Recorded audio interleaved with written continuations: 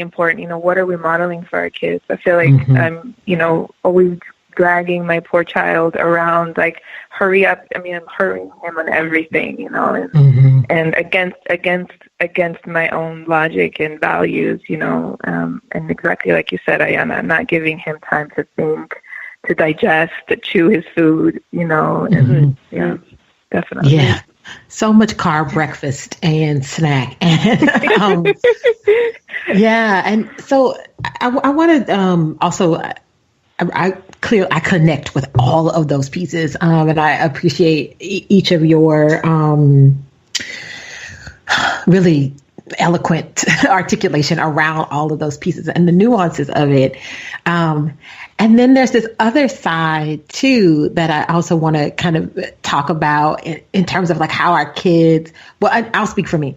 One of the biggest joys that being a working mom has for me is that, or being a mom has for me is that, in some ways I do get to experience life through the eyes of Asha, right? And so she has this capacity to either make me stop or pull me or take me out of things, so that I'm kind of almost forced to be able to think about things differently and reevaluate. So like just this morning, we're driving to school.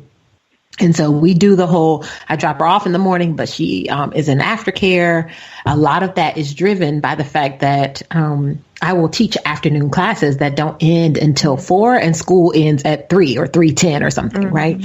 And so every kind of couple months we come around to this same conversation. And it was again this morning, Mommy, could I ever be a car rider? Like, could you ever just come pick me up right when school is out? I don't want to have to stay for after school. And so I hear her saying, like, I want more time with you. And I want to, go to the park in the afternoon instead of like going to after school, then come home and then we do homework and then there's dinner and then it's bedtime, right? There's that regimentation that is there. And so I'm having this conversation with her, like, babe, I wish that were true, but it's really hard. Like, mom has work responsibilities and there's a place I have to be at a certain time that's required of me. And her kind of being frustrated and like not understanding, like, but I'm just asking, like, she's like, just ever, like never, ever. Right. No. So then part of me is like, okay, is there a way that I can meet this need? And now I'm not going to, clearly I have work responsibilities and there are things that are just out of my control, but how can I hear her? Right. How can I say that, honor that there's something she's saying here that's important to her, and let me figure out how I can make that happen. Maybe it's one Friday or something in the month that I can figure out how to get her to be a car rider and we can have that. But so for me, like, that's one of the things that I find invigorating and just joyful about being a parent is that she, in her lens on the world, challenges kind of me and my lens on the world. And I'm wondering, like, what are your joys in parenting, right? Because this is not easy. Like, parenting ain't easy. And we are tired a lot and it is hard and there's emotional labor and all of that stuff. And I'm also wondering, like, what are the joys in it for you? Well, I think it's important to be reminded and surround ourselves by that question because, it is a lot of work, especially, thinking about being a working mom. And so I'm glad you asked that because it makes you kind of dig. Yeah. I mean, but if you think about it on a daily level, there's so much joy that you have. For me, I've learned to break it down to the small moments. I don't need to get too big picture. I have a sense of the big picture, but the way that I find joy is the small pieces, the small moments, and and being fully present, and to just kind of be reminded of the sense of wonder that I'm presented with through this little being who's, relatively new to this world, and so I'm reminded by that in all the observations that, he sees all the time. From the kind of other perspective, it can drive me crazy with all the questions that I'm presented with. Why? So I am being asked that question from when you first wake up until you go to sleep. And but the positive of that is that there's this great sense of wonder when you ask me of how far a star is, and I have to actually look that up, and we look it up on the web, and we create this kind of bonding moment for ourselves. And what I've learned to do is say, well, Z, I don't know the answer to that. Hey, let's look it up, and I pause and create this kind of moment for us to kind of bond and learn together and discover. So I feel like this kind of sense of wonder and sense of discovery is really important to me. I wanted to say one other thing, too, that I think about that I'm reminded of when I just visited my grandmother, too, is just this kind of intergenerational love that I have through my son, because I see he forces me to reach out more, and I see the bonds that he has with a great grandmother, and all these relationships, this web of relationships that I have actively facilitated. And so that also brings me that love that he has, that familial love, and also the love and network I have with my friends, and it brings me a lot of joy as well. Yeah. Lisa? Yeah, I totally agree with all of that. It seems like they never run out of things to say and talk at lightning speed all the time. But I think for me, it's a little bit of what both of you are saying, which is, it's like he's a limit for me, a pause. Before I had him, I was really all into my studies. And I remember my, family members, my aunts would say, "Are you ever going to have a boyfriend? Are you ever going to," my friends would, try to drag me out of the library. And, I was just very into, so I have these tendencies, I think, to go overboard in work already, like I've already talked about. And I can't with him, I have to stop at some point. I have to come back. And it's a daily reminder of that, but it's a beautiful reminder. It's he's created this kind of balance in my life that I never imagined that I would have. And, and so it is, really having something much more real and concrete, I feel.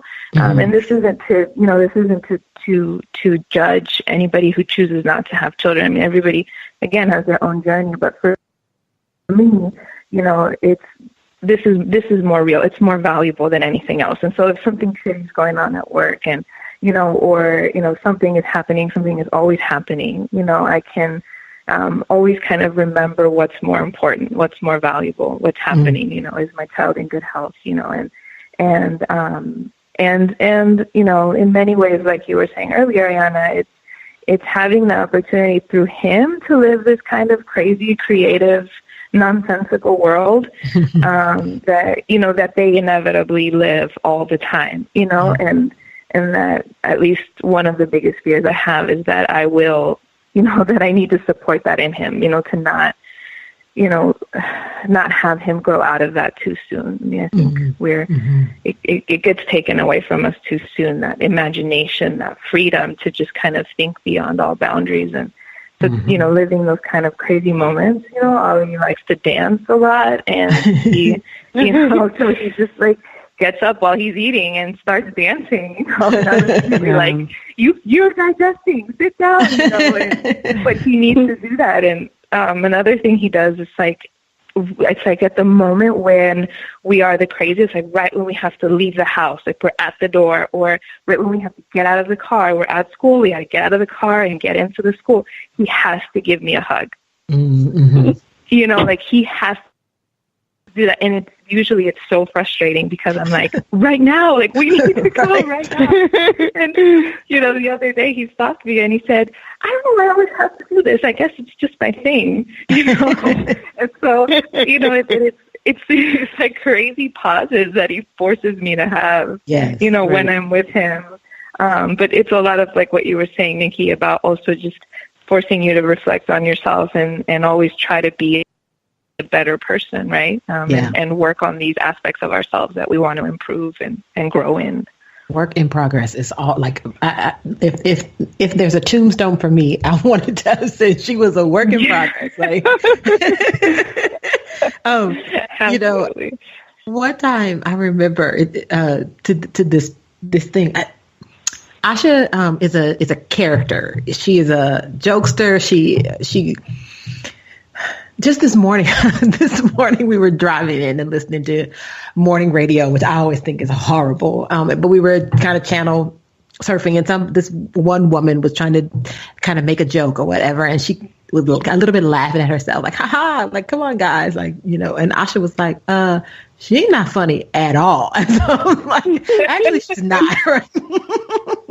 And then she goes, I'm funny, right? And I was like, yeah, you are. She was like, my jokes are way better than hers. And I was like, yeah, they are. And so that's her thing. Like, if Ali's stopping to give hugs, like, Asha's got to she makes me laugh, or she does something silly.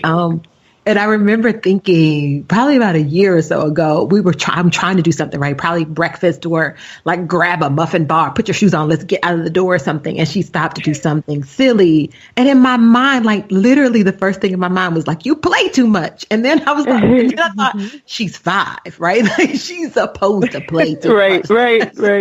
Yeah. Right. But it's such this dichotomy of like, I got to keep this ship running. I got to get this house. I got to keep this household going. This is a machine. This is an enterprise. And I have to attend to this whole person that's growing and discovering the world. It's always this little bit of like, what is happening right now? I mean, I think one thing with me and Z this week is it was the Dr. Seuss. I think his birthday or something. I don't know. Mm-hmm. All I know is I saw a week of activities that, they wanted to do. And, Zahir was driving the boat and, or driving the car, and kind of just, he really wanted to do all these things. So I had this moment where, you talk about wanting them to experience this kind of sense of play, but also being exhausted. And he told me he wanted to do everything on that page. And you know what? I support that as a creative person. We can do that. Just meet me halfway. But I just had this moment where he wanted to be, one day was pick your favorite Dr. Seuss character and dress up as them. So he wanted to be Cat in the Hat. So I just remember us doing the final touches early in the morning on the red and white tall cap and, pinning the tail on him. And me just being very, very frustrated doing all this, putting a little red bow tie on him, and then me screaming at him as we're running out the house, trying to be on time. And then finally he walks, through the gate of the school, and he is happy as can be with his shoulders back and proud, and just his little tail is wagging behind him.